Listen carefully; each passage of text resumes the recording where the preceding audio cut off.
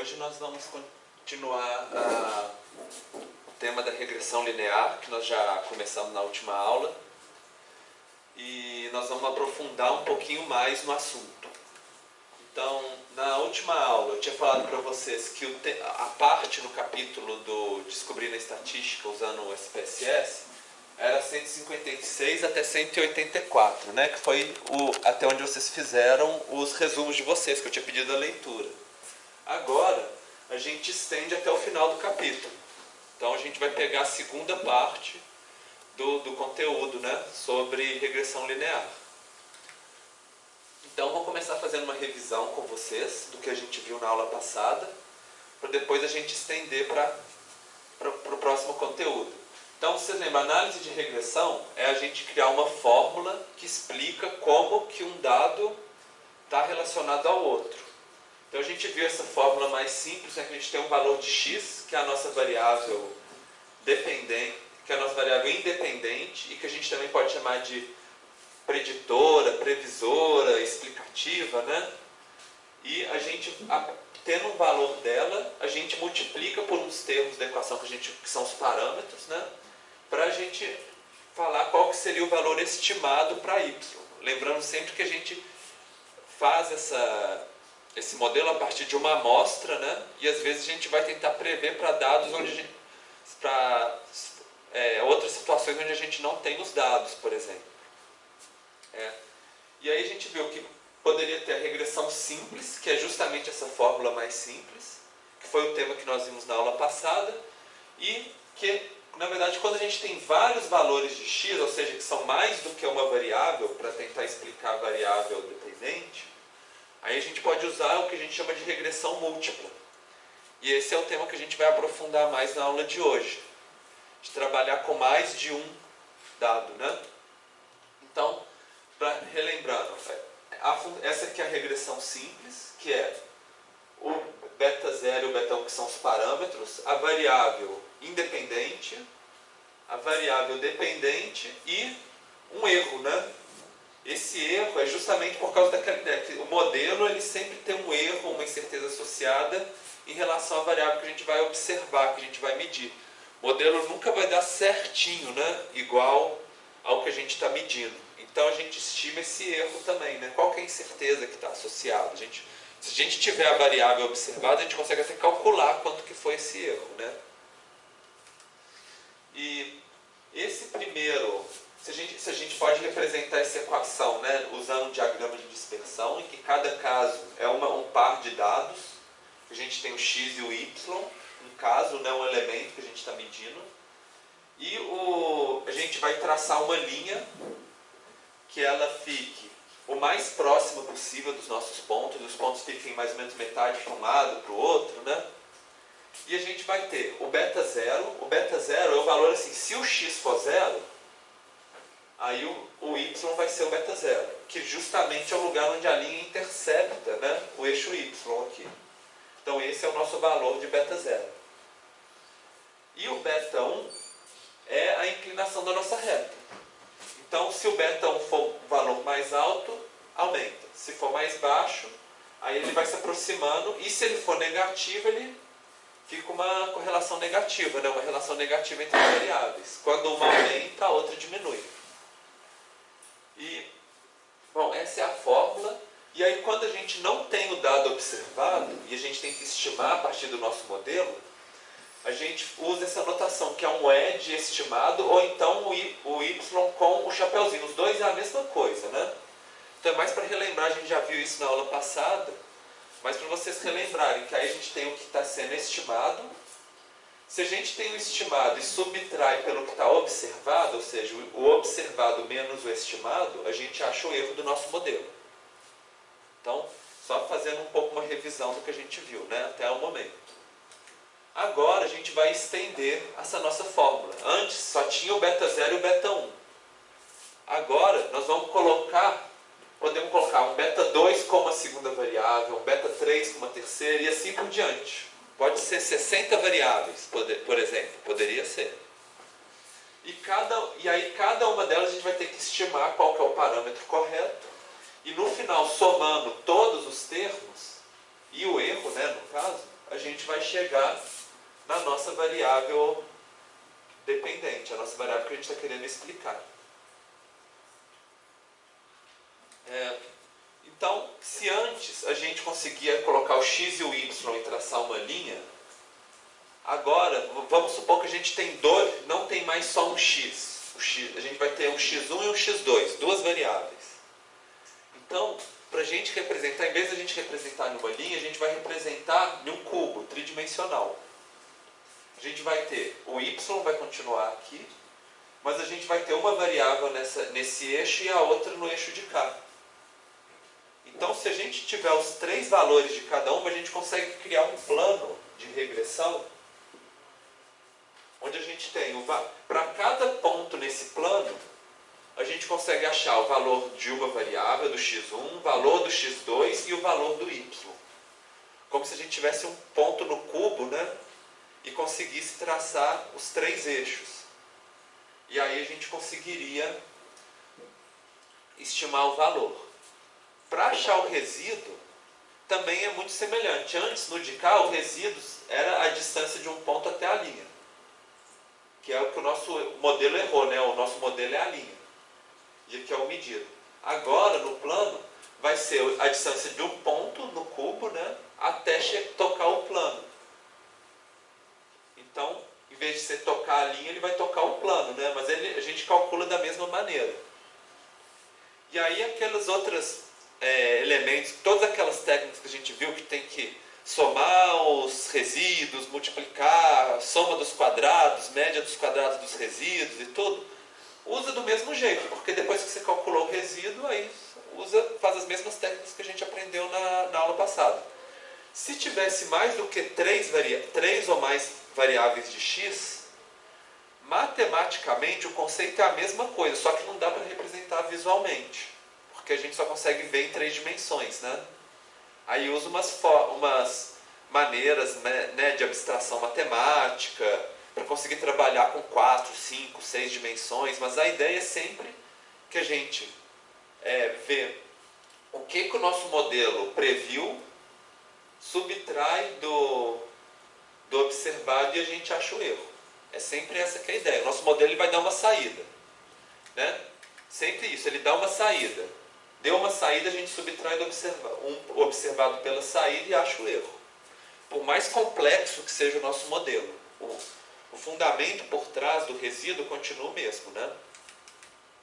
Bom, então a gente vai ter vários coeficientes. Cada coeficiente, o beta 0 é o intercepto, né? O beta 1, beta 2, beta 3, cada um deles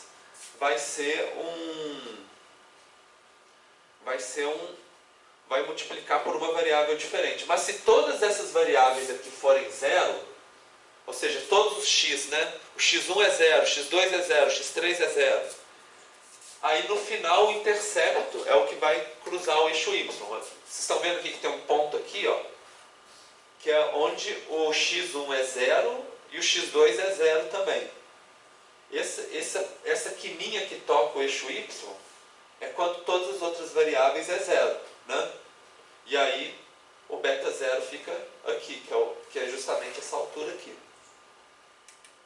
Então, a interpretação do nosso beta 0 continua.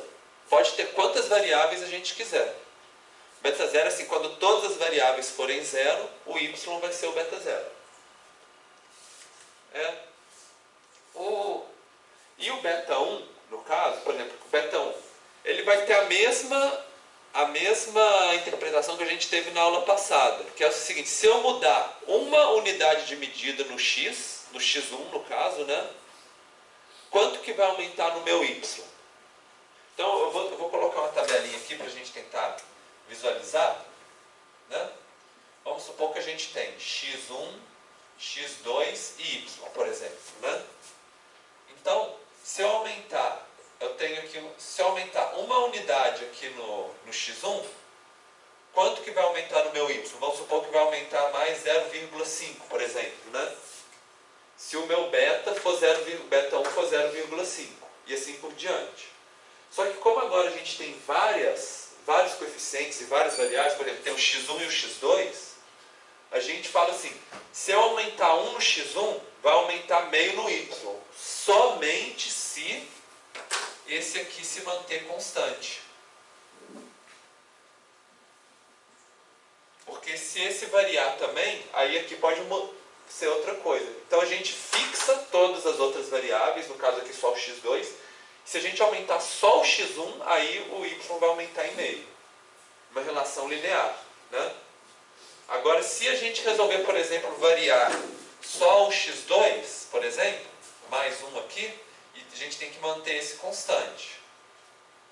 Aí talvez esse aqui vai aumentar, por exemplo, mais 2, por exemplo. Porque o beta 2 tem valor de 2. Então o beta 1 tem valor de meio e esse tem valor de 2. Então, mantendo todas as outras variáveis constantes, se eu aumento o x2, o y aumenta em tanto. Essa aqui é mais ou menos a interpretação. Por isso que a gente fala de ceteris paribus, que é do latim, que significa mantendo todas as outras coisas constantes. Sim? Esse é o ajuste geral do modelo? Isso, vamos supor que eu já sei que o beta 1 é meio, que o beta 2 é 2, por exemplo, né? Ou que eu quero estimar também, mas a ideia é sempre essa. Para eu saber que valor é esse, eu tenho que manter o resto todo constante.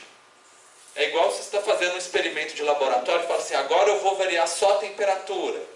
Ou agora eu vou variar só a umidade. E mantém a temperatura constante. Você varia só um para ver o que aumenta na sua resposta do modelo. Essa que é a ideia. Então, para ilustrar um pouquinho, para a gente brincar, pensa que tem um cachorrinho que chama Hot.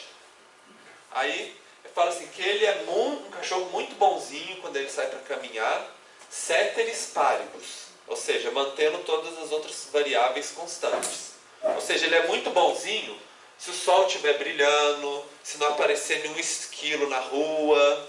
Se acontecer qualquer coisa, ele fica doido. Então, e é mais ou menos o que acontece com os nossos modelos. Assim, se você manter todas as outras constantes, a relação é linear, né? Mas se começa a variar tudo, o nosso modelo ele começa a fazer um tanto de sair. A saída não é mais linear, porque a gente está variando vários elementos ao mesmo tempo. E na vida real, por exemplo, com dados socioeconômicos, é isso que vai acontecer, né? Nunca vai variar uma variável só, né?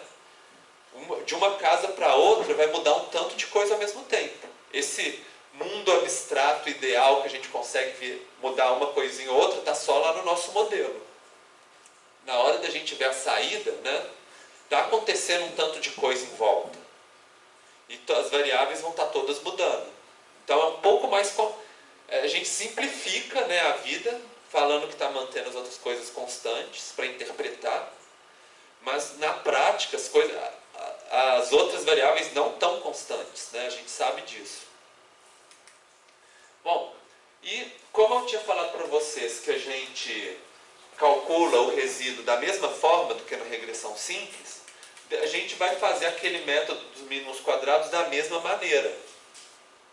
Que é sempre a variância em relação à média, ou seja, se não existisse modelo e a gente estudasse só a média, quanto que seria a variância dos dados em relação à média? Qual que é a diferença entre o nosso modelo e a média? E qual que é a diferença entre o valor observado e o do nosso modelo? Então a gente sempre tem isso. O total, que é a média, que a gente está querendo, né, comparar.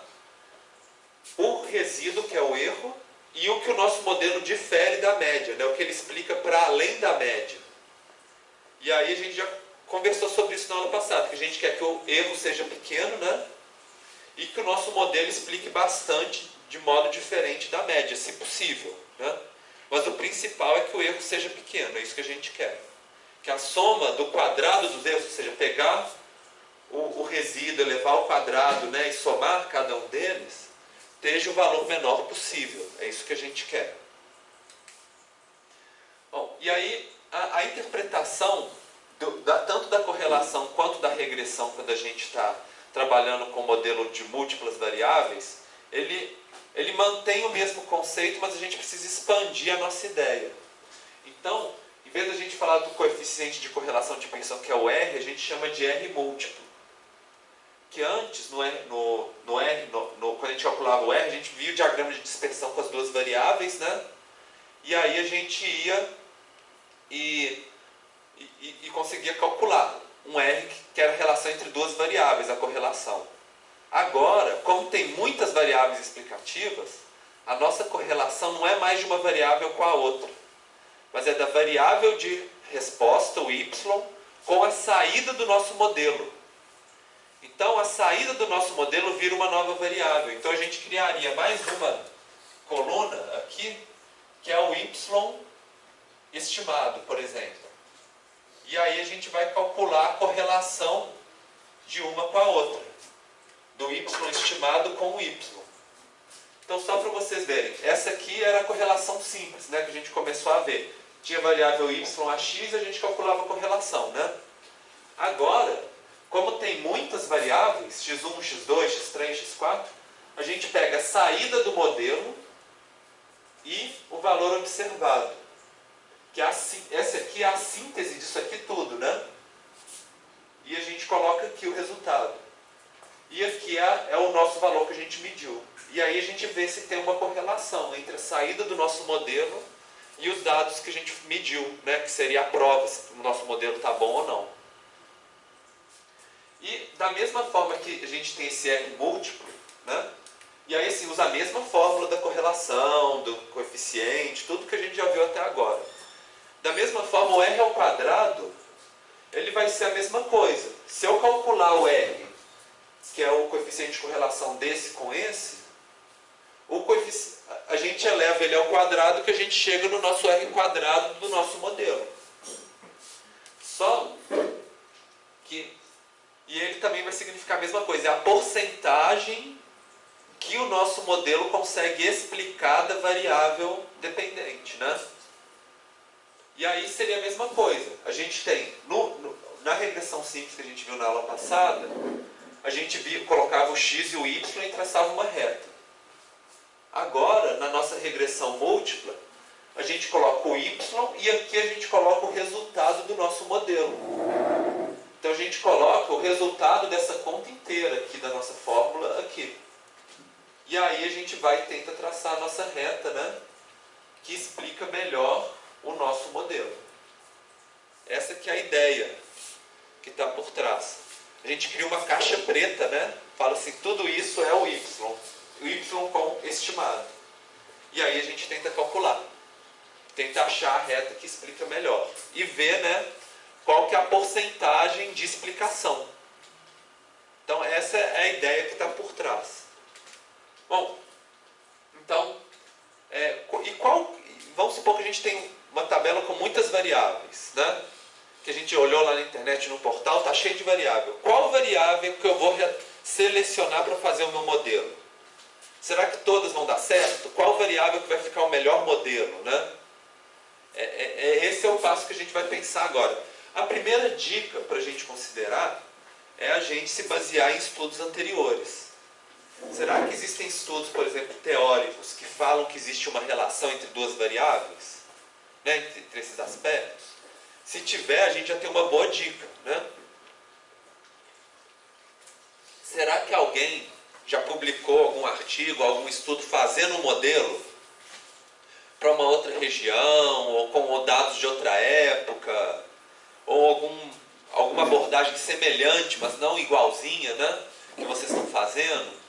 Aí, se já tiver, aí a gente vai e usa como um ponto de partida.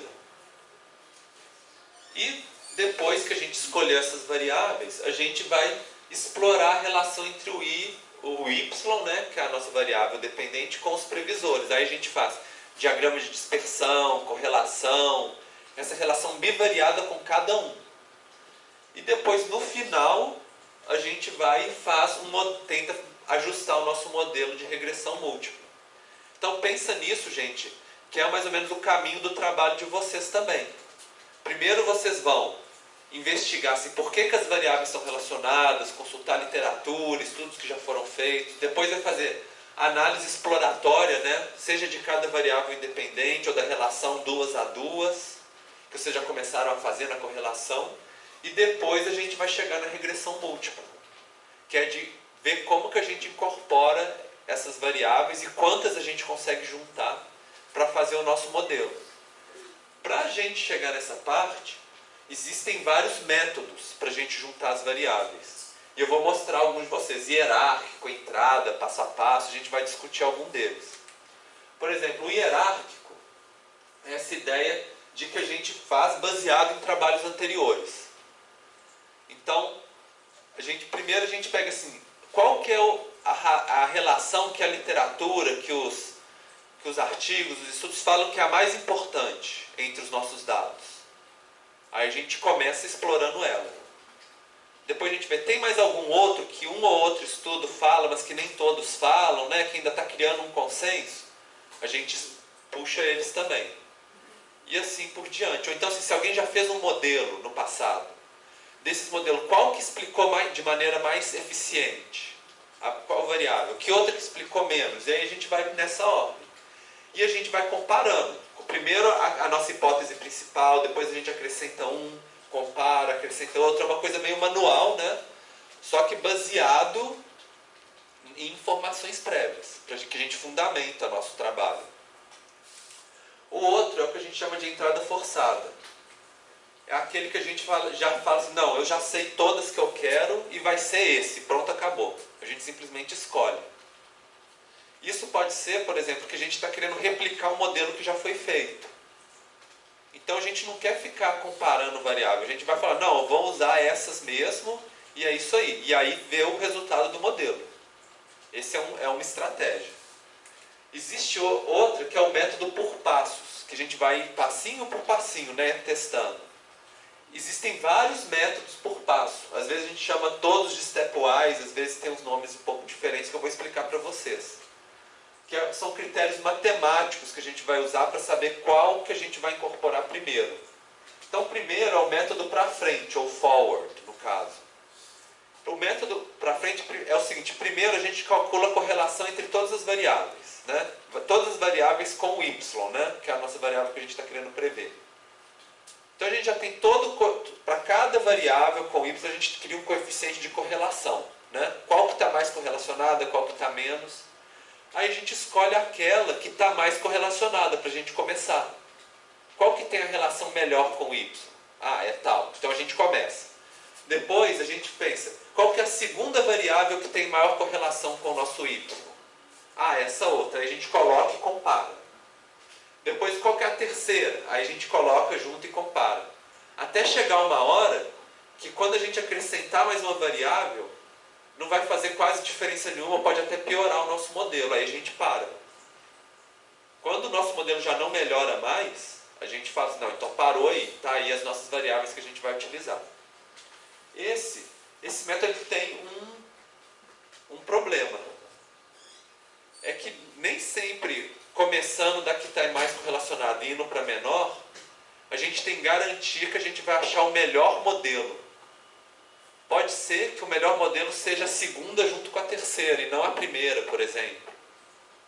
Então, como a gente não testou todas as combinações, a gente foi pegando e só acrescentando mais, a gente não testou tudo, não tem uma garantia de 100% de chance que a gente vai chegar no melhor modelo aqui. Mas ele é o mais simples, né? Aí tem um que ele é uma expansão desse, que é um pouco mais sofisticado, que chama stepwise, que é normalmente o nome, né, por passos, né? Que ele faz o seguinte, ele pega a maior correlação, aí ele acrescenta a próxima, que tem uma segunda maior correlação, né? Quando ele acrescenta, ele faz o seguinte, a próxima etapa ele testa retirar uma das variáveis. Fala assim, tá, eu acrescentei essa, então vamos tirar aqui junto com essas das outras que a gente já incorporou até agora, está pior. E aí depois ele vê se melhorou. Se melhorou retirando, aí ele vai e tenta incorporar mais uma outra. Ou seja, ele tenta fazer mais combinações, né? Além de tentar simplesmente colocar, ele testa retirar algumas também de vez em quando. Então ele faz mais combinações, mas não faz todas também, não é 100% de chance. E tem um outro que é o método para trás, o backwards, que é a estratégia ao contrário. Primeiro ele usa todas as variáveis que a gente tem, e depois ele começa a retirar elas, para ver se o nosso modelo melhora quando a gente retira as variáveis. Que pode ser também acontecer isso, que quando tem uma variável que é muito ruim, e aí quando a gente que só cria ruído no nosso modelo, só atrapalha, aí a gente tira ela, o nosso modelo melhora. Assim, comparando o para frente e o para trás ele é mais garantido. É um pouco mais seguro de que você vai encontrar um modelo melhor, porque pelo menos você testou todas juntas, né? Mas mesmo assim também não é 100% de garantia. Se você quiser ter 100% de garantia, você tem que testar todas as combinações. E aí testando todas, depois você escolhe o que ficou melhor, por exemplo, o R quadrado, né? Melhor explicação. Bom, e a ideia é, gente, normalmente, isso vocês vão ver no trabalho de vocês, a ideia é normalmente a gente não consegue, a gente não quer usar muitas variáveis, porque quanto mais variável a gente coloca no nosso modelo, mais ruído a gente causa, mais incerteza a gente causa. Então, se a gente conseguir fazer um modelo com uma variável e dar certo, ótimo. Só com duas, não tem problema, tá bom já. A gente não precisa tentar falar assim, não, eu quero colocar todas as variáveis de qualquer jeito, aí o modelo provavelmente vai ficar muito incerto no final. A ideia é a gente, assim, quanto menos variáveis, melhor.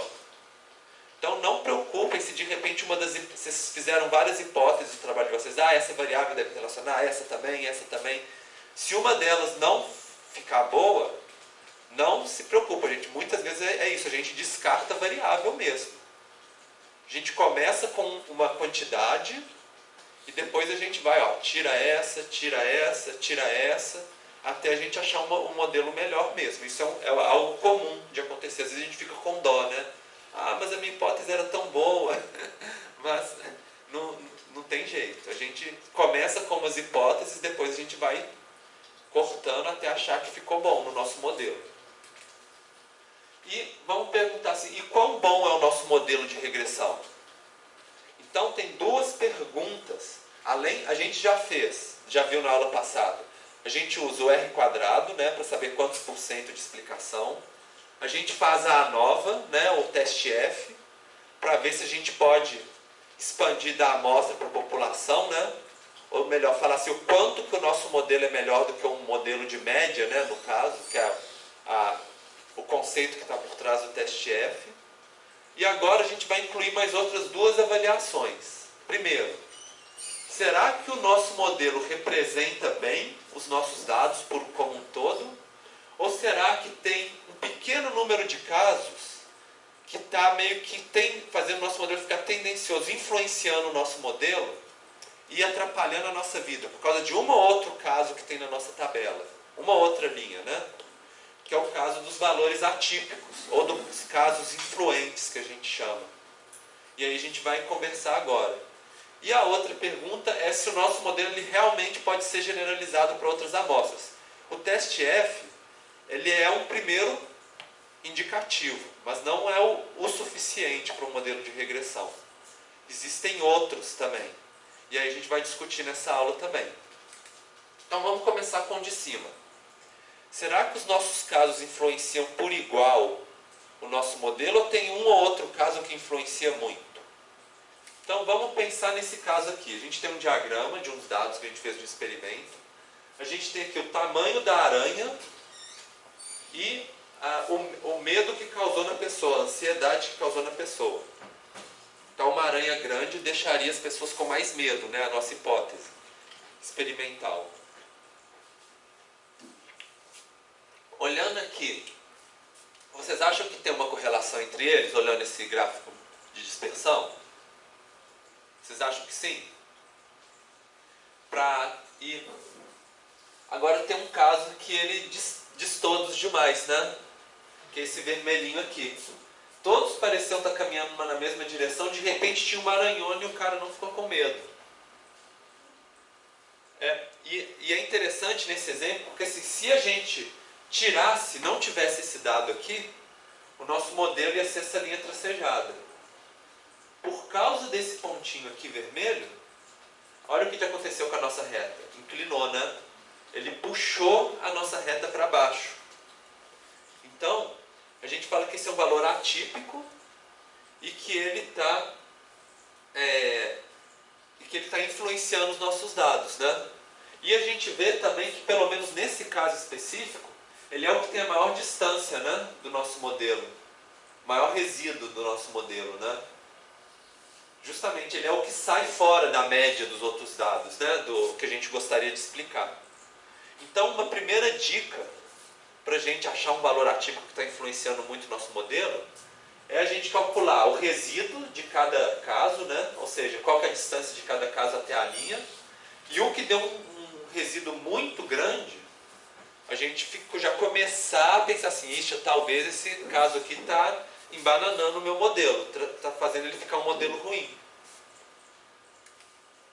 Então, mais ou menos essa que é a ideia, assim, a gente quer modelo com bom ajuste tem resíduo pequeno, se um caso tiver um resíduo grande, a gente pode começar a pensar, talvez tenha alguma coisa errada com esse caso, por que o modelo não está conseguindo explicar ele?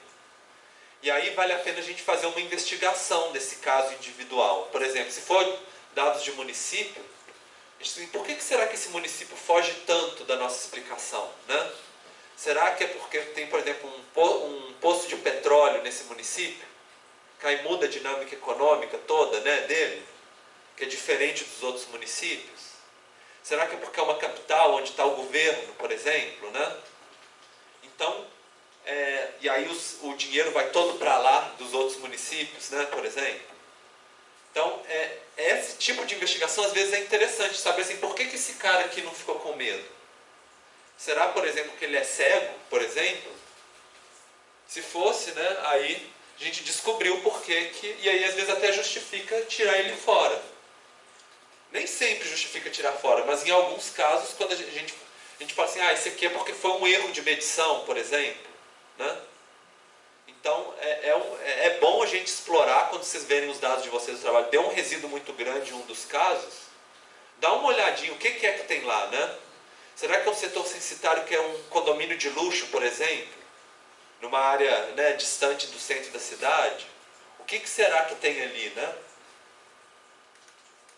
Bom, e muitas vezes, assim, para a gente saber se é muito ou se é pouco, cada um é uma unidade de medida, cada modelo é uma unidade de medida diferente. Às vezes a escala, né, de medida é alta, são números muito grandes, muito baixos. Para a gente ter uma ideia mais padronizada, a gente faz justamente isso, a gente padroniza os nossos resíduos. Padronização a gente já viu várias vezes ao longo do nosso curso, já o que é, vocês lembram? A gente pega o valor, subtrai pela média e divide pelo desvio padrão. Então a gente vai pegar o valor do resíduo, subtrair pela média de todos os resíduos e dividir pelo desvio padrão dos resíduos, né?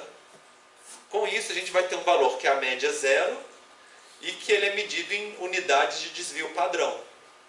E aí, assim, o ideal, né, para os nossos dados é que 95% dos resíduos estejam entre menos 1,96 e mais 1,96. Porque a ideia do modelo de regressão, uma das suposições, é que os resíduos têm uma distribuição normal.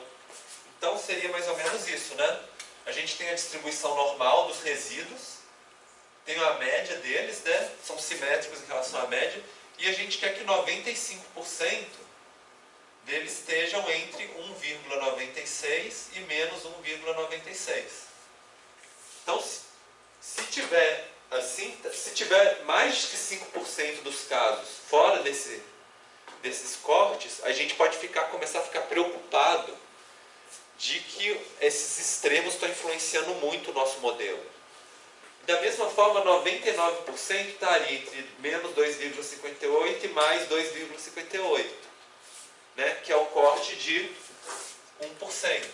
Aqui, né, menos 2,58. Né, menos 2,58. E 99,9% entre esses aqui. Se não tiver, aí a gente começa a ficar preocupado. Normalmente, se tiver um valor, um caso que seja acima de 4, 5, na hora que a gente padroniza, a gente já pode começar a ficar preocupado, que é um valor muito atípico, né? Igual a gente fazia no box plot, né, que a gente achava o valor atípico, No caso aqui a gente está achando os valores atípicos dos resíduos, no caso. Então assim, além de olhar isso, a gente também pode olhar outros tipos de parâmetros, que seria mais ou menos uma ideia assim, fazer uns testes, por exemplo. Suponho que eu achei que isso aqui é um valor atípico, por exemplo. Então eu resolvo fazer um teste. Eu tiro ele fora, calculo a minha reta, o meu modelo de novo, e vejo quanto que ele melhorou o meu modelo, ou quanto que ele mudou a inclinação da reta. E aí eu anoto. Depois eu coloco ele de volta, tiro um outro aqui, esse aqui, fora. E aí vejo quanto que ele mudou o nosso modelo. Quanto que melhorou, quanto que mudou os parâmetros. E eu vou fazendo isso, a mesma coisa para cada um deles. Com isso a gente consegue pensar assim, qual que é a influência de cada caso específico no nosso modelo. Porque se a gente tirar ele, o que muda no nosso modelo? Né? O que muda na saída do y, por exemplo? Se a gente tirar o nosso modelo. Então, é mais ou menos essa que seria a ideia. Então, para isso a gente fala, assim, a gente chama de valor previsto ajustado. Que seria mais ou menos essa ideia. Vamos ver, acho que eu vou precisar apagar aqui. Suponho que a gente tem, para cada linha, a gente tem o x1, x2, y, e aí aqui a gente vai criar uma nova coluna.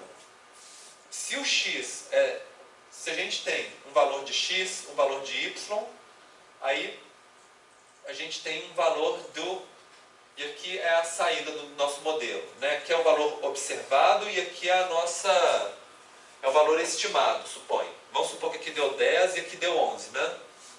Aí eu faço o seguinte, se eu tirar fora essa linha, cortar fora ela, o que vai mudar no valor estimado desse modelo quando o x e o y forem calculados? Aí vai dar 12, por exemplo. Então a gente fala assim, que se a gente tirar fora essa linha, se a gente pegar nesse ponto do gráfico lá, o valor vai mudar em 1, por exemplo. É o que a gente chama de defeat, que é a diferença que vai fazer no nosso modelo se a gente tirar essa linha fora. E a gente pode calcular isso para cada um dos casos na nossa tabela. Para linha 1, linha 2, linha 3, assim por diante. E aí a gente vai ver assim, cada caso, quanto que influenciaria no modelo se a gente tirasse ela. Então, por exemplo, o df beta seria isso assim, o defeat quer dizer, é o valor do y, né? E a gente pode ver também o valor do beta. Quanto que o beta mudaria se eu tirasse essa variável fora? Né? O beta 1, no caso, aquele que muda a inclinação da reta. Ou seja, quanto que eu mudo na inclinação da minha reta se eu tirar fora um caso. Aí depois eu boto ele de volta, tiro o outro e vejo o que mudou na inclinação. E aí eu vou anotando essa diferença para cada um deles. Que é esse parâmetro df beta. Além disso, tem umas outras medidas também. A distância de Cook é um modelo que eu não vou explicar exatamente como que calcula para vocês, que ele é mais complexo, mas ele dá um valor que seria como se fosse um indicador da influência de cada caso no nosso modelo. E aí, quanto mais alto for essa distância, mais esse caso específico influencia o nosso modelo. Além da distância de Cook, tem uma também que é muito parecida, que é a influência. Que em outros casos, lugares vocês vão ler como leverage, valores chapéu, hat values, que é mais ou menos o seguinte, comparado com os outros dados do modelo, quanto por cento que um caso específico influencia o nosso modelo. Se todos influenciarem iguais, o valor de influência vai ser igual para todos os nossos casos. E a soma deles vai dar 1, que é 100%. Agora, se a gente pegar, por exemplo, a gente tem 30 casos e um caso só está 50%, significa que esse caso sozinho está influenciando 50% do resultado do nosso modelo. Então, ou seja, está influenciando muito, né? O ideal é que cada um influencie sempre a mesma coisa, o ideal, né? Bom, e aí eu vou colocar aqui um outro exemplo para vocês. Aqui a gente tem um diagrama de dispersão. Pensa que aqui tem o número de bares em um bairro e a quantidade de mortes. Por que vocês acham que a quantidade de bares e de mortes pode estar relacionada?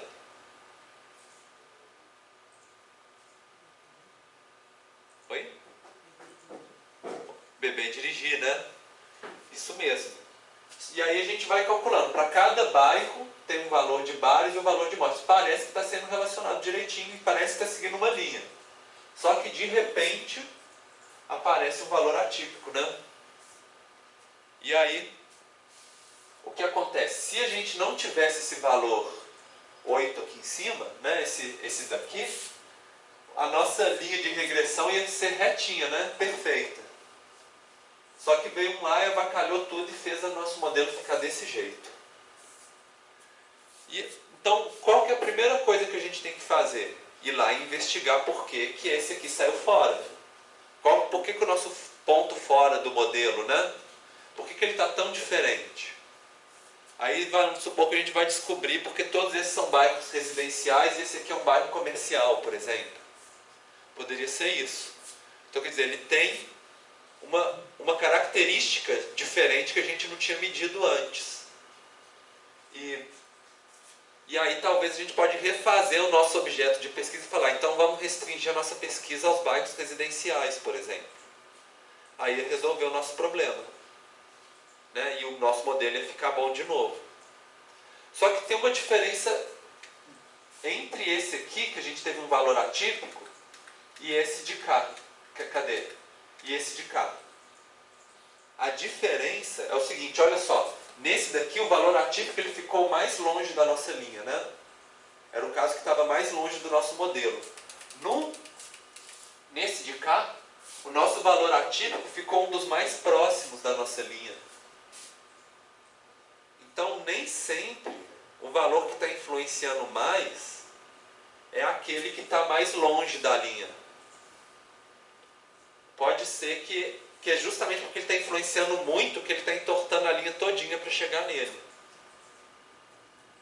E aí, se a gente olhar aqui, por exemplo, nessa tabela de cá, a gente vai ter os resíduos, o valor de influência, o DFIT, que é o quanto que muda na previsão do modelo, se tirar cada caso, o quanto que muda na inclinação da reta, se tirar cada caso, e esse daqui padronizado, né? Só para conseguir comparar um com o outro. A gente vê que, se a gente olhasse só o resíduo, o 8, que é aquele que está fora, ele é o mais próximo do nosso modelo, né? E aí talvez ele passasse batido se a gente olhasse só o de cá. Mas quando a gente vê a influência dele no modelo, 86%. E os outros, 0,02, né? Então ele está influenciando demais o nosso modelo. Tanto que a gente vê que se a gente tirar ele, é o que vai ter a maior mudança. Tanto na previsão do modelo, quanto na inclinação da reta. Comparando com os outros que muda muito pouco, se a gente tirar. Então, é sempre bom a gente avaliar de várias maneiras, né? Quais que são esses valores atípicos, o quanto que eles estão influenciando no nosso modelo. Então a gente já viu essa questão dos casos influentes. Agora vamos ver essa outra questão, se o nosso modelo pode ser generalizado para as amostras.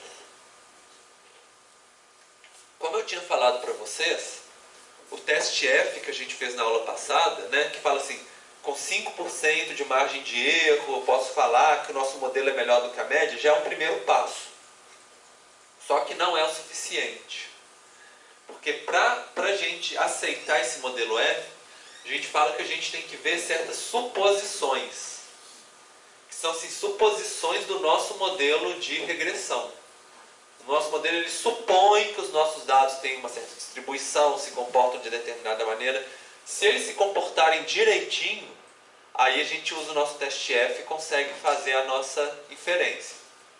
E aí eu vou explicar um pouquinho, porque pode acontecer assim, que o nosso modelo não seja generalizável, ou seja, ele funciona muito bem para a nossa amostra, mas se a gente pegasse uma outra amostra diferente, ele não ia funcionar, ele ia dar tudo errado.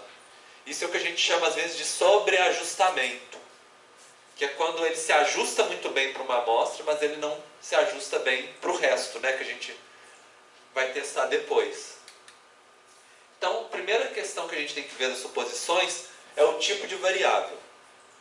Então, para um modelo de regressão, as variáveis explicativas do x, elas podem ser quantitativas, ou seja, que elas mudam gradualmente, e em alguns casos específicos elas podem ser categóricas. Mas para ser categórica, por exemplo, dividida em classe, a gente tem que transformar elas em que a gente chama de variável dummy, que é entre 0 e 1. Por exemplo, se for casa, vai ter valor 0.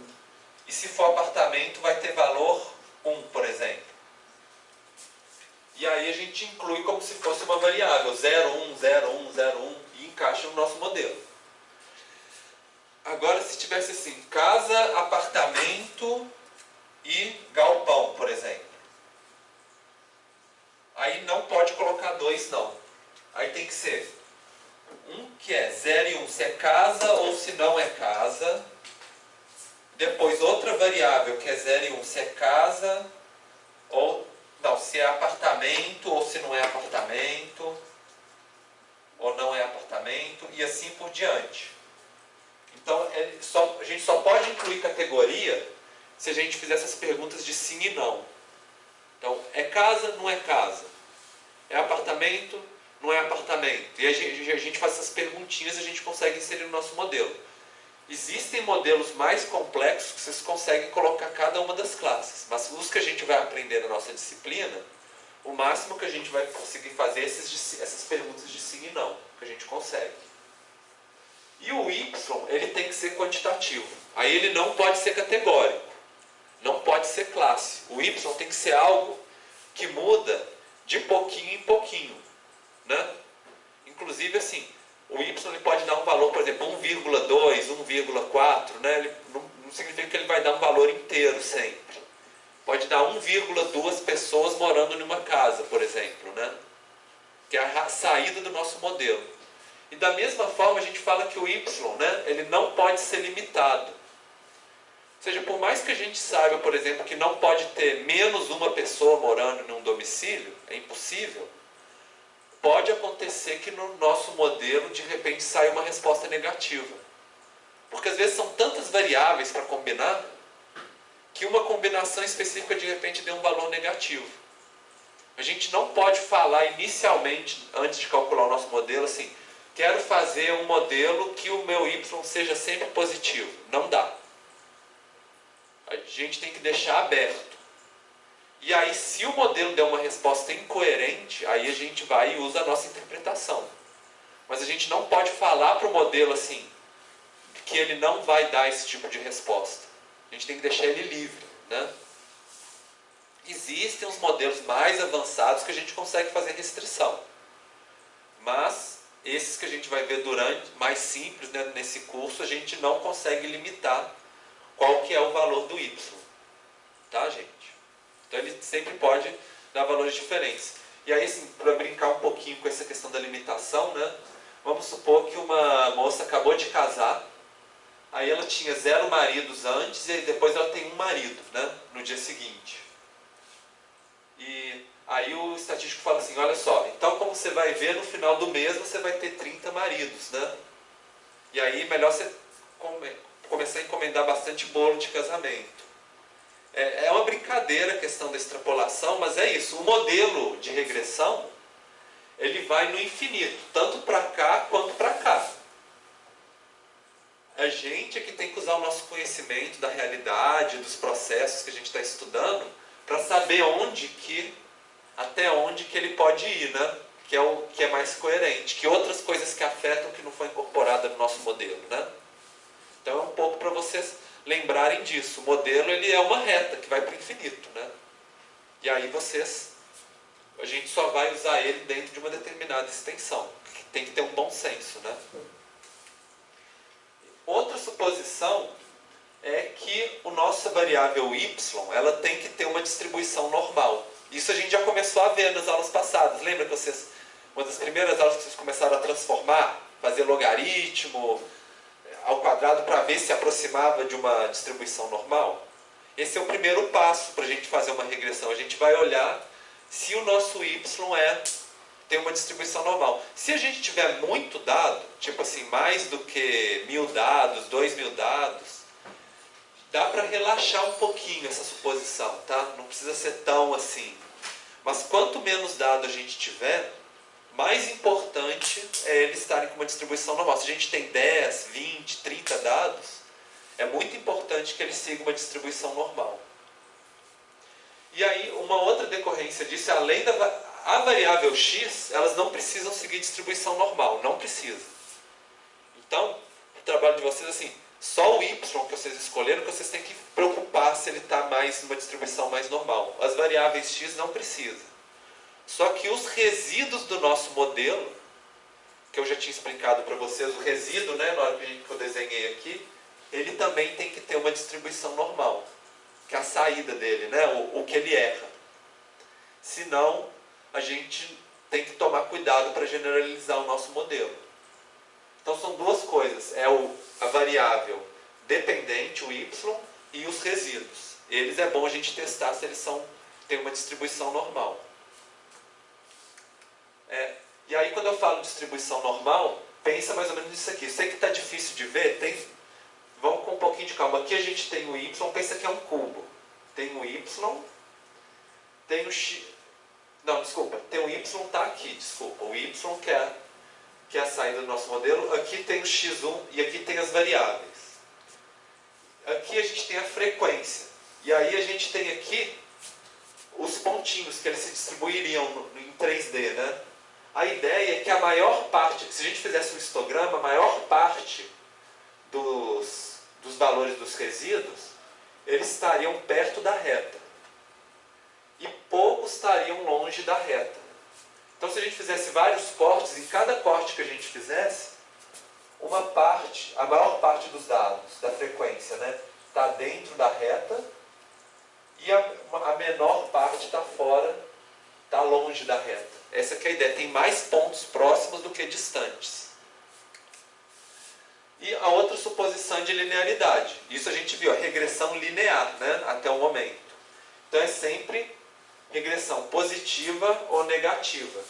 Se tiver curva, então o nosso modelo ele já começa a dar errado. Então o que a gente faz quando a gente vê uma curva dessa? A gente tenta transformar os nossos dados, por exemplo, a nossa variável x, para que ela volte a ter uma relação linear com o y. E aí a gente faz o nosso modelo. Então, a linearidade é outra questão importante. E agora sim, ter um pouquinho de cuidado, porque quando a gente fala linear, não significa só que é só o x. Por exemplo, poderia ter x ao quadrado. Não tem problema fazer isso. Porque, na verdade, é a mesma coisa a gente criar uma nova coluna da nossa tabela, onde a gente colocou o x ao quadrado. Por exemplo, a gente tem um x, né? Vamos supor que a gente tem aí 2, 4, 3. Aí aqui o x ao quadrado a gente cria 4, 16, 9, né? E aí a gente usa esses dois para calcular o y. Pode fazer isso. Não teria problema nenhum, é linear. O que a gente não pode fazer é uma equação desse tipo. Alguma coisa, algum número elevado a x, por exemplo. Aí dá errado, pelo menos nesse modelo que a gente está trabalhando de regressão linear. Existem modelos de regressão não linear, que são mais complexos, o SPSS tem essa função, mas a gente não vai trabalhar com eles nesse curso. A gente vai trabalhar só com esse sistema mais simples aqui. Esse tipo, que é um número elevado a x, por exemplo, e outras equações mais complexas, a gente não vai trabalhar, tá? Bom, a outra é a de independência. A independência significa o fato de um resíduo estar próximo do outro, na linha de regressão, não deve significar que eles são parecidos, que eles têm valores de resíduos semelhantes. A maneira mais fácil de explicar isso é ver num gráfico. Por exemplo, esse aqui é o modelo ideal. Vocês estão vendo que às vezes está de um lado, às vezes está do outro? Aqui? Então está certinho. Vamos supor que tem um outro modelo que deu assim. Vocês estão vendo que de repente todos estão de um lado, depois todos estão do outro, depois todos estão do outro. Se a gente pega dois resíduos pertinhos, a gente quase que consegue falar assim, estimar um a partir do outro, né? A partir dessa proximidade. Então, esse aqui não é um modelo bom. Inclusive ele mostra que existe uma tendência não linear, né, nos nossos dados, que a gente precisaria talvez transformar com uma função mais complexa, senoide, cossenoide, tangente, alguma coisa que conseguisse linearizar os nossos dados. Então, e a gente não vai ver isso no nosso curso, né? Mas assim, é só para vocês terem essa noção de que se de repente está tudo para um lado, tudo para o outro da linha, não é um modelo bom para a gente generalizar. Então é um modelo pior, né, no final das contas. E olhando esse gráfico de cá, vocês acham que que os resíduos estão correlacionados ou não entre si? O que vocês acham, olhando esse gráfico, em relação à reta?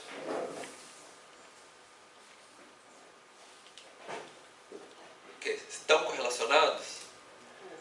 Um pouco, né? A gente vê assim que tá tudo para cima aqui está mais para baixo, depois volta para cima, né? E que eles às vezes estão muito pertinhos, tem uns grupos, né?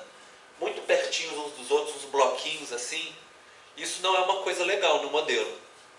Então esse modelo, ele talvez, a gente teria que ver que talvez ele tenha uma relação não linear, né? Se vocês olharem por outro ângulo, né? Assim, que talvez a gente precisasse transformar a nossa variável, no caso aqui era temperatura e impureza num tipo de produto, né?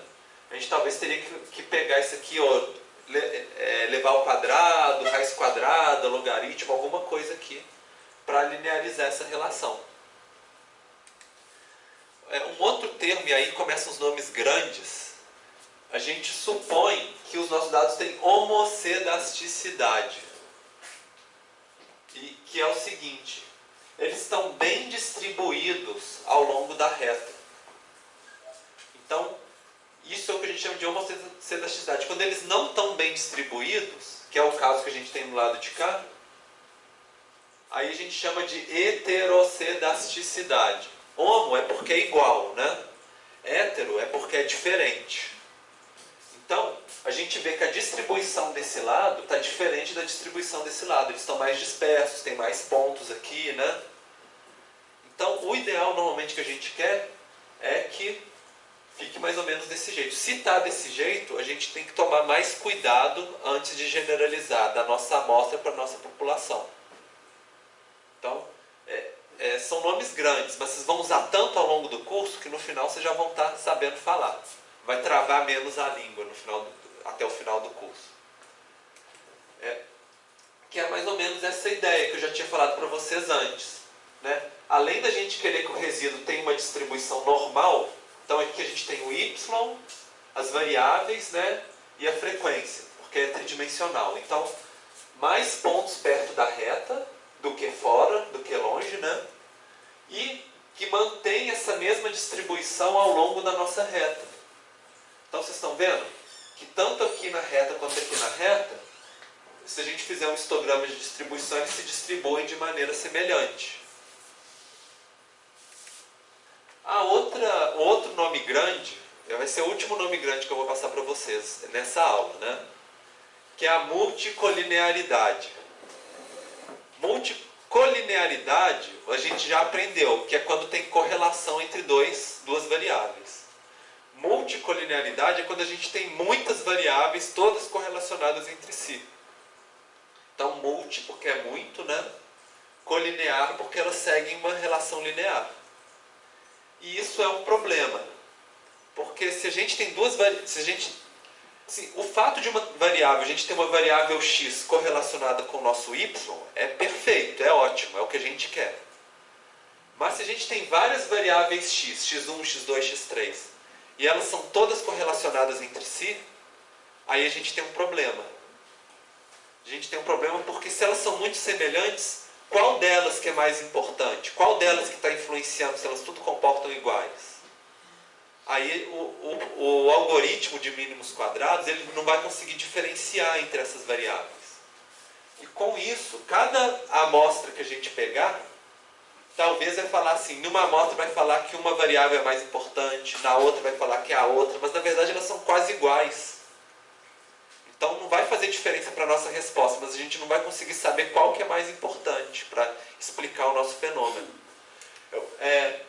E aí, assim, como que a gente identifica? A gente tem que testar a correlação entre as variáveis previsoras. Então não é só a variável x com y, que é o que a gente quer, mas a gente tem que calcular entre as variáveis x, fazer uma matriz de correlação, né? Para a gente ver, a matriz de correlação seria assim, né? A gente tem assim, supõe x1, x2, x3, x1, x2, x3. E aqui a gente vai ter correlação entre esse e esse, 0,5, 0,7, 0,3 e assim por diante, cada um. Para a gente saber se a correlação deles é muito forte entre si. E aí, tem um outro indicador, que é um indicador já agregado, que ele vai falar assim, essa variável está muito correlacionada com as demais variáveis previsoras do nosso modelo, que é o fator de inflação da variância. O SPSS dá esse valor também. Então, se esse valor der muito alto, aí a gente vai e fala assim, olha, essa variável está muito correlacionada. A gente tem que ter um pouco de cuidado. Vamos para dar um exemplo prático para vocês. Vamos supor que a gente quer um modelo para calcular a taxa de emprego. Aí a gente vê que quanto maior a população, maior é a taxa de emprego. Cidades grandes têm mais emprego. Então, bom, aí a gente vai e usa uma outra variável, quantidade de domicílios. Quanto maior a quantidade de domicílios, maior a taxa de emprego. Então já temos duas variáveis boas. A renda familiar, já é um pouco mais disperso, né? Mas também está relacionado, né? Então, já temos três variáveis para o nosso modelo, todas estão relacionadas com o nosso y, está tudo de bom. Só que aí quando a gente vai começar a ver a relação entre elas, por exemplo, entre a renda familiar e a população, está quase igual. Entre renda familiar e domicílios, entre domicílios e população, também. Então aqui a gente vê que existe uma multicolinearidade. Todas elas estão relacionadas com todas elas ao mesmo tempo. Então a gente não tem como saber, a gente pode até calcular bem a taxa de emprego a partir dessas três. Mas a gente não tem como saber qual das três é mais importante para medir o nosso y. A gente não consegue fazer essa diferenciação.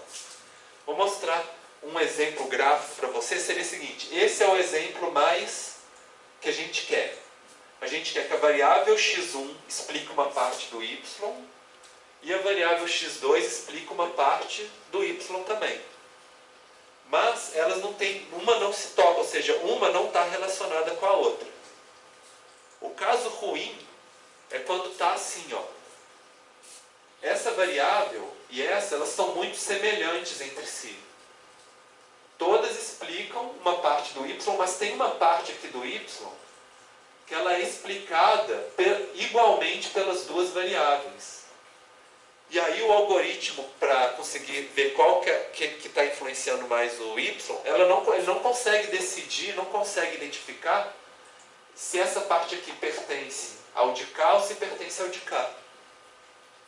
Então, cada vez que a gente tirar uma amostra diferente, às vezes vai falar que é um pouquinho mais para cá, outra vez mais para cá. E ainda pode ficar pior. Imagina que fosse assim, desse jeito. Aí, a gente praticamente não consegue falar nada, né? Porque está tudo misturado. Então, elas praticamente são iguais, né, as variáveis. Mudam muito pouco uma em relação à outra. Aí, qual que é o motivo de ter um tanto de variável que é quase igual? Às vezes vale a pena a gente escolher uma só e só usar uma para o nosso modelo, para simplificar. Não precisa pegar um tanto de variável que diz a mesma coisa, né? E aí o efeito disso, no nosso modelo, seria mais ou menos isso aqui. Se o nosso modelo tem baixa multicolinearidade, que é esse caso de cá, cada vez que a gente pegar uma amostra, o nosso modelo muda um pouquinho. Mas, na maior parte das vezes, ele está muito próximo do mesmo valor. Se tiver muita multicolinearidade, aí o valor dos nossos parâmetros, cada vez que a gente pegar uma amostra, eles vão estar mais dispersos. Eles vão variar muito. Vai ficar muito menos estável o nosso modelo na hora da gente aplicar em outros casos. Então é isso aqui. Esse é o problema causado pela multicolinearidade. Bom, então, fazendo um resuminho do que a gente viu até agora. Quais que são as suposições? Primeiro, x pode ser quantitativo ou categórico, y tem que ser quantitativo, contínuo, ou seja, que não é inteiro, 1, 2 e 3, pode ser 1,2, 1,3. Não pode ser limitado a princípio, ou seja, a reta ela vai no infinito para um lado quanto para o outro, né?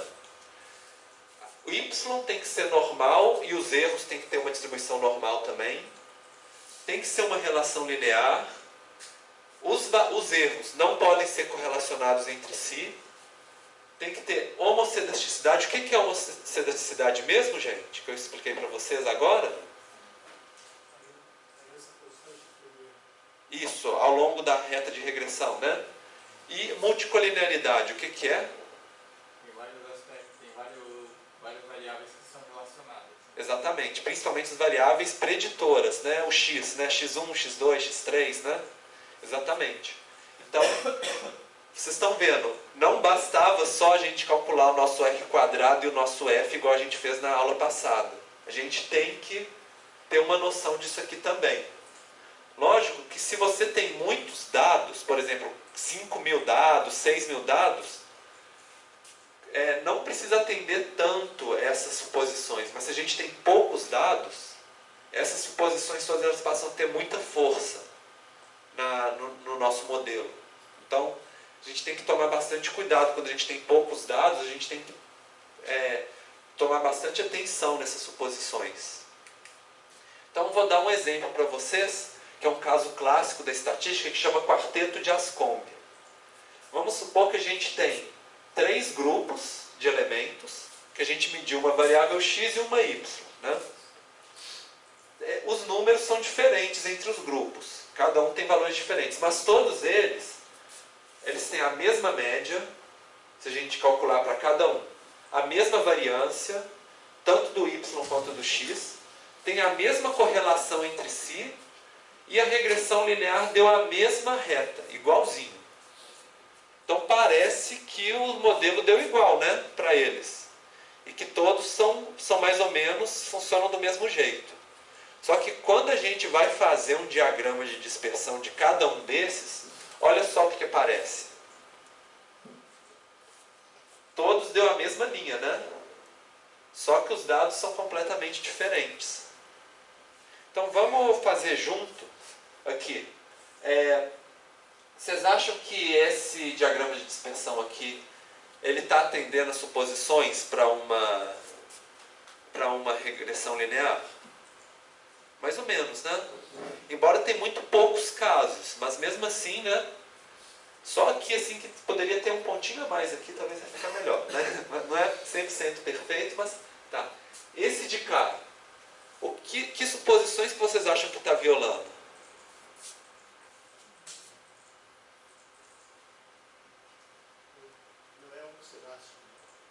Não é homocedástico. Tá, por que você acha que não é homocedástico? A variância do termo mesmo é negativa, fica positiva, fica positiva, negativa, Para os dois lados, né? Então os resíduos não estão aleatórios ao longo da reta. Vocês veem mais alguma outra suposição que não foi satisfeita aqui? Não é linear. Né? Não é linear, exatamente. Isso era uma. Então, não é linear. Isso, então, já é outro problema. Tem mais alguma outra suposição que vocês acham que não está sendo atendida?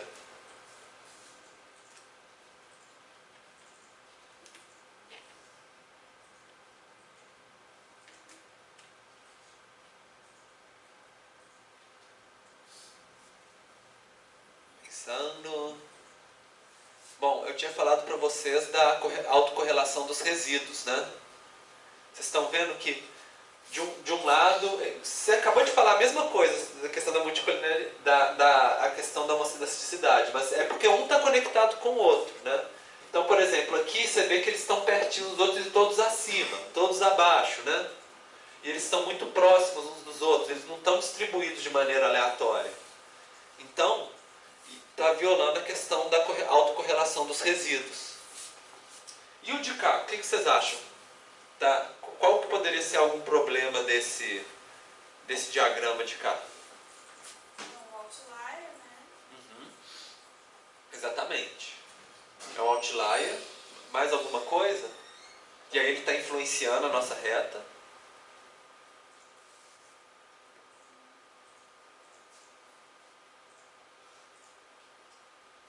Mais alguma outra suposição que vocês acham que... A da autocorrelação também, eles estão muito É, certinhos. certinho talvez não seria até um problema, não, se a nossa reta passasse certinho em cima deles, né? Mas tem a ver com o que você falou, porque olha só, nessa parte de cá do nosso modelo, todos eles estão abaixo, né, da linha.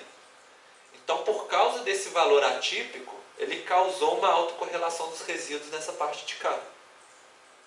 Então, realmente tem esse problema. E o de cá, gente? Que problema que nós temos aqui para aplicar uma regressão nesse conjunto de dados de cá? O outlier ali do lado direito. Tem um outlier, exato. Se não fosse ele, ia ficar uma reta aqui, né? Praticamente. Praticamente assim, uma variável não estaria relacionada à outra, né? Que outro tipo de... E isso causou o que no final das contas? Que outras suposições que não estão sendo atendidas aí?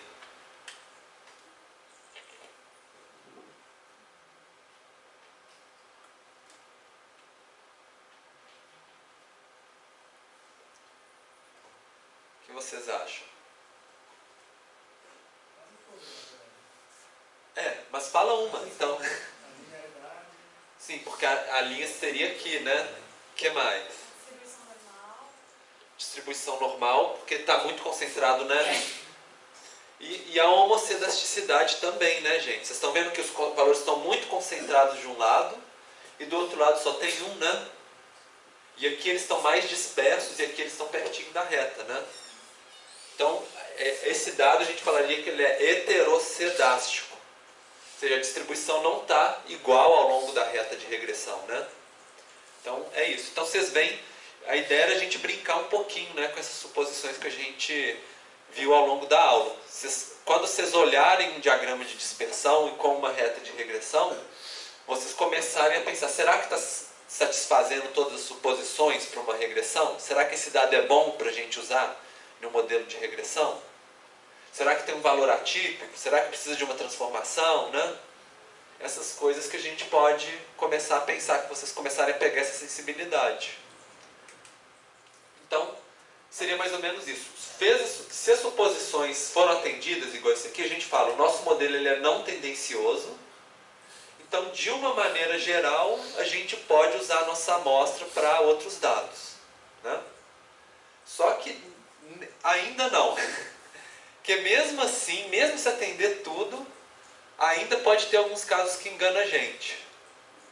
O único jeito mesmo de saber assim com certeza é o que a gente fala, é se a gente realmente pegar outras amostras e testar. Que aí realmente a gente vai expandir, ver e fazer o teste. Que é um pouco que a gente chama de validação cruzada, que nós não vamos ver no nosso curso, mas é uma estratégia que às vezes costuma se fazer em estatística. Que é o seguinte, em vez de você pegar todos os seus dados para fazer um modelo, você separa metade dos seus dados, faz o modelo, metade aleatória, né? E depois, com a outra metade que você não usou, você testa. E aí você vê se você consegue, se os dados que você não usou no modelo estão realmente obedecendo o modelo que você fez. Então separa dados de treino e dados de teste. Aí usa só o dado de treino, depois pega o dado de teste só para a gente ver se a gente realmente consegue generalizar o nosso modelo. Então é uma maneira, né, mais assim, para dar um último teste, né, se a gente realmente pode estender os nossos dados. Então é o que a gente costuma fazer. Para isso você tem que ter muito dado, né? Se você tiver só 10, aí vai ficar muito pouco para a gente fazer o nosso modelo e muito pouco para testar. É bom quando você tem assim 500 dados, 400 dados, né, ou mais, porque aí você realmente pode fazer isso. Dividir em 2 e faz o modelo, depois testa. Certo? Agora, vamos sintetizar o que nós vimos na aula, então. Qual que seria o passo a passo para a gente fazer um modelo de regressão, juntando a aula da última aula com a aula de hoje, de uma maneira integrada? Primeiro, ver se a variável y que a gente quer verificar, e pensa que vocês vão aplicar isso no trabalho de vocês. Ver se a variável y tem distribuição normal. Se não tiver, talvez a gente vai ter que transformar ela, né? Depois, selecionar variáveis x que tem razões que podem estar relacionadas com y. Então a gente não vai pegar o acaso, né? Você vai basear na literatura, no conhecimento prévio de vocês, nas hipóteses, né? No bom senso, para ver. Então, quer dizer, existem razões teóricas para a gente selecionar essas variáveis preditoras. Aí a gente começa a fazer os diagramas de dispersão, para a gente analisar se elas estão bem relacionadas, se atende a essas suposições que a gente viu nessa aula. Se não tiver, por exemplo, e aí assim a gente vê tanto a relação do x com o y, né, quanto as relações entre as variáveis x para saber se não tem multicolinearidade, para ver se elas realmente são diferentes umas das outras também, né? Se vale a pena usar essas variáveis ou se é tudo igual. E depois a gente vê se a variável entre x e y é linear também. Se não for linear, talvez a gente vai ter que transformar a variável x, no caso, para ela ficar linear com o y. Então vamos focar um pouquinho mais aqui agora, nessa questão das não lineares e como a gente transforma. Aqui eu coloquei alguns exemplos para vocês de relações não lineares. E qual que é a fórmula matemática que tem a ver com ela. Por exemplo, o logaritmo ou raiz quadrada, ela tem essa fórmula assim. O expoente ou elevar ao quadrado gera números assim. Ela dá uma entortada, uma embarrigada para cá, né? Quando a gente faz o inverso do número, que a gente também fez essa transformação, né, no SPSS, naquela aula de transformações, ela faz isso aqui, ela dá uma embarrigada para cá no número, né, no final das contas, e inverte ele, né? Por isso que ele era assim, de repente ele mudou, né? Ficou invertido, ficou negativamente correlacionado. Então, esse é o tipo de influência que vocês vão fazer nos dados se vocês fizerem essas transformações. Logaritmo, raiz quadrada, ao quadrado. Então, só para mostrar um exemplo, suponha que vocês têm uns dados que são assim. Aí você faz o logaritmo de uma das variáveis, aí ela fica linear. Ou então a gente tinha um dado que era assim, fez o inverso de uma das variáveis e ela ficou linear. Por quê? Se a variável era de um jeito e a gente influenciou ela, puxou ela para cá, aí ela funciona. É lógico assim, se vocês estivessem fazendo um curso de matemática, né, de bacharelado em matemática, vocês iam estar brincando com essas fórmulas, né? Logaritmo, raiz quadrada, ia estar tudo dentro da cabeça de vocês. Como eu sei que vocês não são matemáticos e que não é para ser mesmo, o que a gente faz testes. Então a gente pega, faz uma raiz quadrada, olha de novo o diagrama de dispersão. Eleva ao quadrado, olha de novo. Faz um logaritmo e olha de novo. E aí vocês vão brincando com essas transformações, vocês vão aprendendo aos poucos, né, que efeito que elas fazem. Então vocês vão ter que fazer isso no trabalho de vocês, brincar um pouco de fazer umas transformações e ver o efeito, né, que isso causa nos modelos de vocês.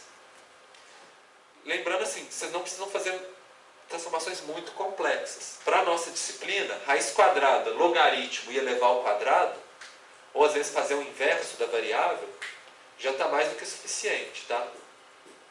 daria para fazer várias outras equações, mas só que aí a gente ia ter que demorar, gastar muito tempo. Só essas mais básicas já é suficiente para vocês testarem. Então tá, aí a gente preparou as variáveis, aí a gente faz a escolha do modelo de regressão. E uma ideia é a gente simplesmente primeiro colocar todas as variáveis e comparar essas variáveis, ver qual que se saiu melhor. Ou a gente pode ir colocando elas pouco a pouco. Eu falei dessas estratégias no início da aula, né? Como vocês estão trabalhando com poucas variáveis no trabalho de vocês, talvez o mais fácil é vocês testarem todas as combinações. Porque são 2 ou 3, então assim, testa tudo, né? E vê qual modelo que fica melhor. Se vocês tivessem 100 variáveis, 1000 variáveis, né? O pessoal que trabalha com Big Data, aí esses métodos assim, automáticos de somar uma de cada vez, ou fazer várias combinações automáticas, aí justifica. Para vocês, que a gente vai fazer uma seleção mais simples, mais importante é a justificação teórica que está por trás, e vocês conseguem combinar tudo, né? Testa todas as opções e vê qual modelo que ficou melhor. Bom, e aí assim,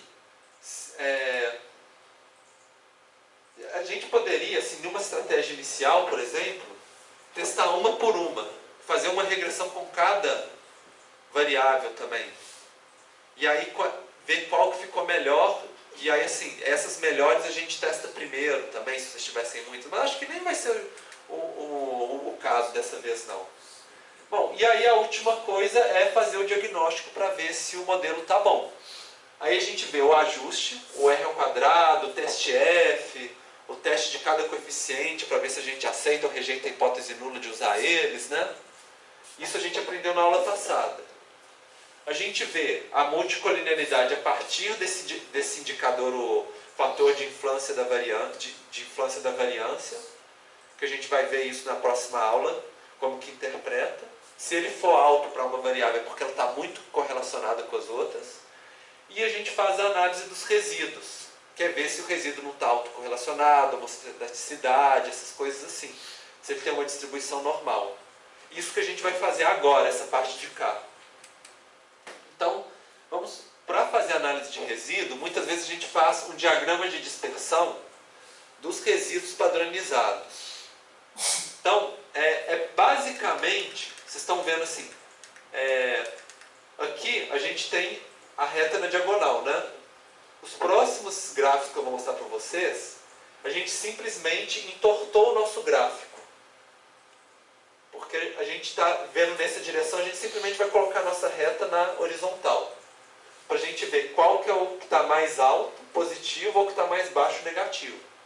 E o valor a gente costuma colocar padronizado, justamente para a gente ter aquela noção, assim, se está acima de 1,96, acima de 2,58, que são aqueles valores limites, né, de valores atípicos. Então, vamos supor que a gente fez um diagrama de multicolinearidade, fez um diagrama de resíduos e deu isso aqui. Ou seja, essa é a nossa linha do nosso modelo, a previsão. Aqui, cada pontinho desse, assim, se o caso deu resíduo positivo ou negativo. E aqui estão os valores de x, né, da variável, ou de y, no caso, da saída. E aí a gente vê que teve uma relação não linear, né? E que os resíduos estão autocorrelacionados entre si, né? A gente já viu esse problema aqui algumas vezes em alguns gráficos na aula. Então isso poderia ser um problema. Se ele tivesse todo disperso, ia ser melhor. A gente também pode fazer um histograma dos resíduos. Ou seja, o valor dos resíduos padronizados, então a média sempre vai estar como 0, né? E ver se eles apresentam uma distribuição normal. Isso era uma das suposições também, né, que eu falei para vocês, para generalizar.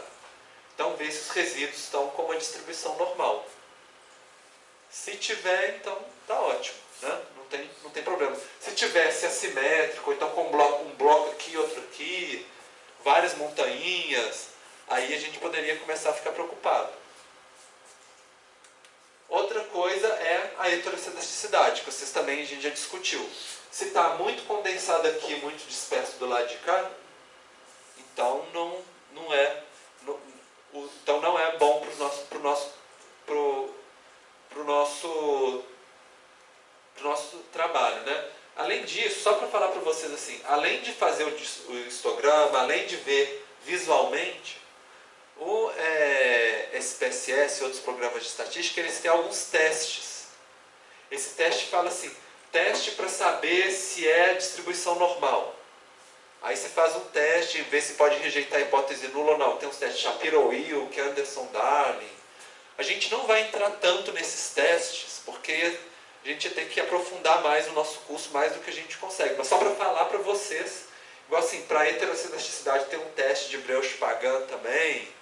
São testes estatísticos para a gente falar se a gente tem, por exemplo, 5% de margem de erro de que é heterocidástico ou não, por exemplo, os nossos dados, né? E presença de outlier, né? A gente vê, assim, o erro é positivo, ou ele é negativo, e tem um que subiu muito. Vocês acham que esse aqui seria um outlier? O que vocês acham?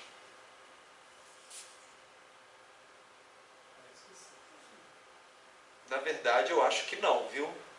Porque eu não tinha falado para você se o valor padronizado fosse acima de 1,96. Aqui, ó, ele deu abaixo de 1. Então, a princípio, talvez não seja. Mas ele está muito diferente dos outros. Então, já que ele está tão diferente assim, às vezes convém dar uma olhadinha, né? Ver se tem alguma coisa especial em relação a ele, porque se a gente tirasse ele, talvez o nosso modelo melhoraria mais, né? No final das contas. Se for digitado errado, alguma coisa assim, né? Convém dar uma olhadinha. Mas não parece ser um caso tão extremo assim. Porque a gente tem que olhar no valor padronizado aqui, para ver se está ou não está, né? E se tiver assim, a gente já viu, os erros estão autocorrelacionados, né? Estão para baixo de um lado e estão para cima do outro da nossa reta. Então, eles deveriam estar dispersos, né, ao longo da reta inteira. Então, vamos fazer um exercíciozinho com vocês. Vamos ver qual desses aqui que seria bom para para fazer uma regressão, que os nossos resíduos estão atendendo as suposições e quais que não estão. Então, esse aqui seria talvez o que a gente quer, né? Estão vendo, eles estão bem distribuídos, tem mais pontos próximos à reta e menos pontos distantes, né? Esse aqui, o que está acontecendo com os nossos resíduos? Eles estão no formato senoidal, né? Não linear, né? O que mais?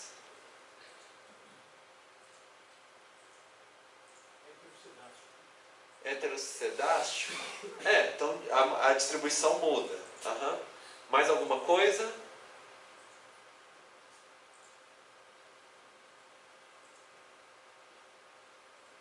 Gente, vocês vão ter que treinar até vocês conseguirem identificar essas coisas. A autocorrelação dos resíduos, né? Uma parte está para baixo, outra parte está para cima, né? Tá. E o de cá? Mesma coisa, só que inverso, né? Esse de cá, tem alguma suposição que ele está violando?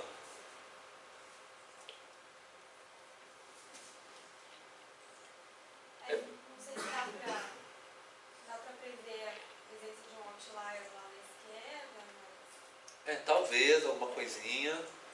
Mas mais alguma coisa vocês estão vendo de complicado nele?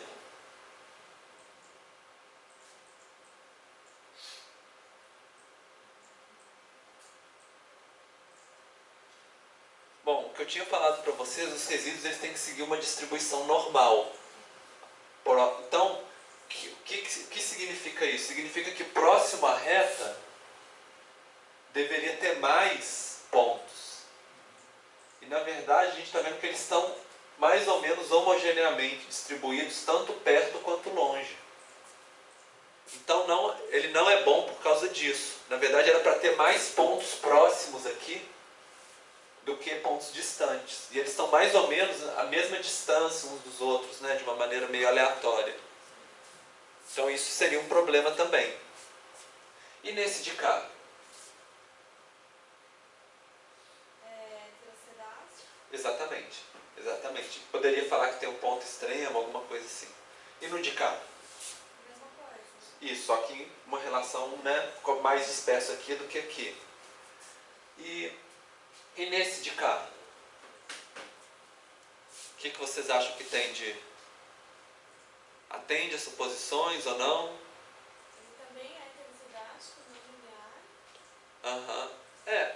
Assim, em média ele seria linear, porque o que está acontecendo? Ele está disperso aqui, eu concordo que ele é heterocedástico, porque ele é disperso, de repente ele junta e depois ele dispersa de novo, né? Então vocês estão vendo que ele não está disperso por igual. Então esse é o principal problema desse de cá. E esse aqui do lado de cá? Esse último? Esse daqui? Ele tem os valores mais distantes do padrão do que dentro do padrão. Exatamente. Que é o inverso do que a gente estava querendo, que era o de cá, né? Tem poucos valores próximos e muitos valores afastados.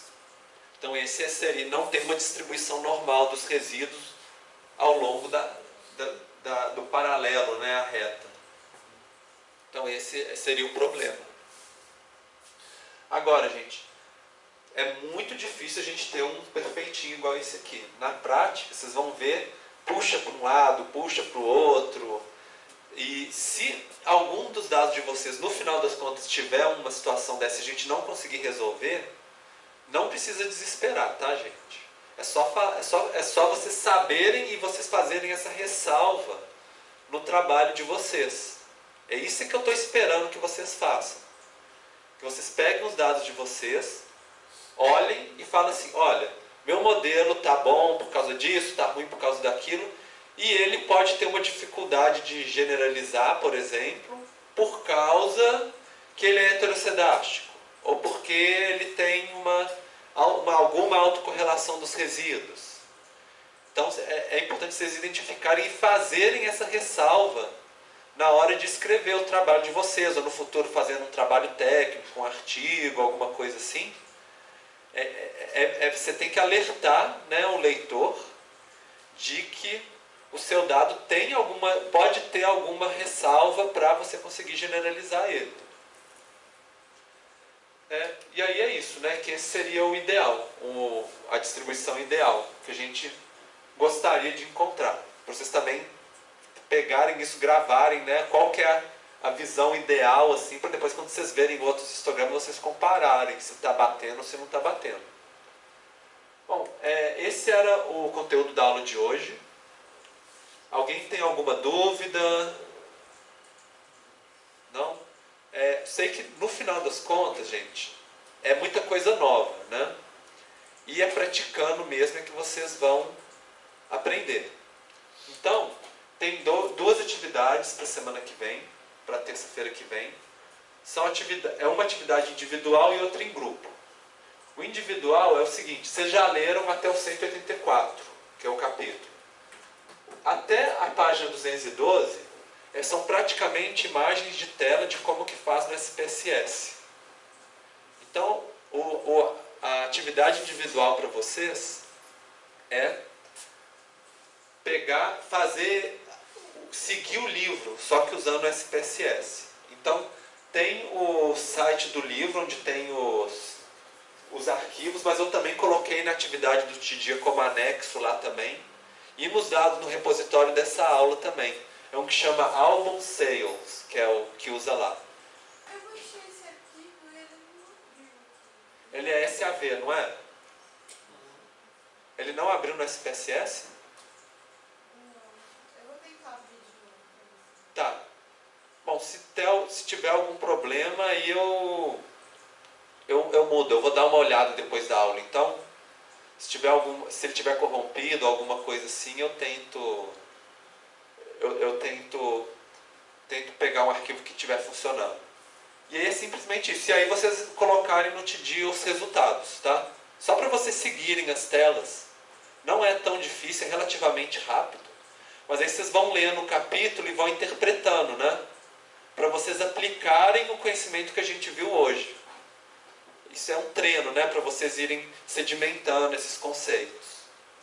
E o outro é em grupo, que aí é um para o grupo, vocês lembram de colocar os nomes, que é vocês fazerem uma regressão simples, nem precisa ser múltipla agora não. Só pegar duas variáveis do grupo de vocês, do trabalho de vocês, fazer um diagrama de dispersão e a correlação, vocês talvez já até fizeram, né, num momento anterior, fazer uma regressão e interpretar, coeficiente, R2 e os testes. Só isso, para começar assim. Depois a gente vai fazer outras, né? Fazer análise mais aprofundada. Só para vocês começarem a usar os dados de vocês e começarem a investigar, a ver se vocês conseguem aplicar os dados que a gente está desses exemplos em aula nos dados de vocês. Então, assim, essa parte vocês já aprenderam, essa parte a gente já fez em aula, né? E o individual é para vocês seguirem o livro. Então, tá mais ou menos, né? Tudo vocês têm as referências, tem os slides de aula também para vocês tomarem como referência. E aí fica para terça-feira que vem. Na semana que vem, na terça-feira, a gente ainda vai fazer mais uma prática no SPSS de regressão, para vocês aplicarem de novo. E aí depois, na quinta-feira, vai ser período de assessoramento para os trabalhos, e na terça-feira da outra semana, já é a apresentação parcial do trabalho de vocês. Para vocês tentarem ver o que vocês conseguiram aplicar dessas técnicas todas no trabalho de vocês até o momento. Então, só para vocês lembrarem, né, o cronograma do curso até o momento. Tá certo? Então é isso.